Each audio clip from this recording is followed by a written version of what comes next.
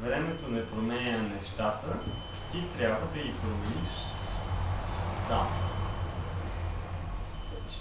Често пъти, като човек е в трудна ситуация, като му се случи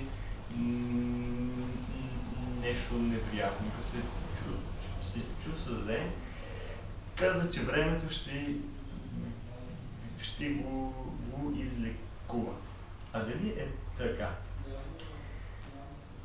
Значи, времето единствено ти дава възможност да си промениш отношението към нещата.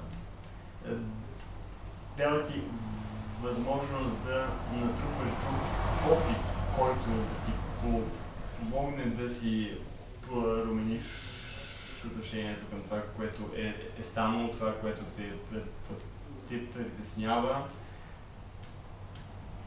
Примерно,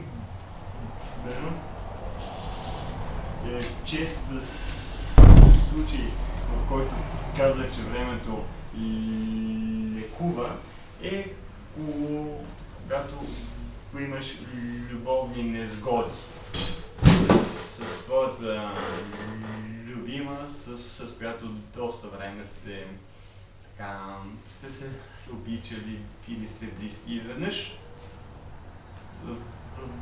връзката ви прекъсва, тя те изоставя, защото ти миришат много чорапите и ти трябва да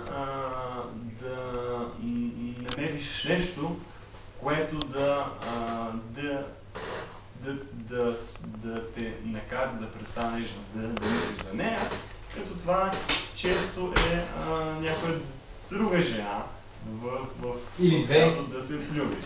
Или в случая на точка 2. В моя случай се повече. Трябва да съм честен. Истина. De facto, времето само по себе си не прави абсолютно нищо. От тебе зависи да потърсиш това, което ще те доведе до възвръщане на тези добри чувства, които преди си изпитвал, и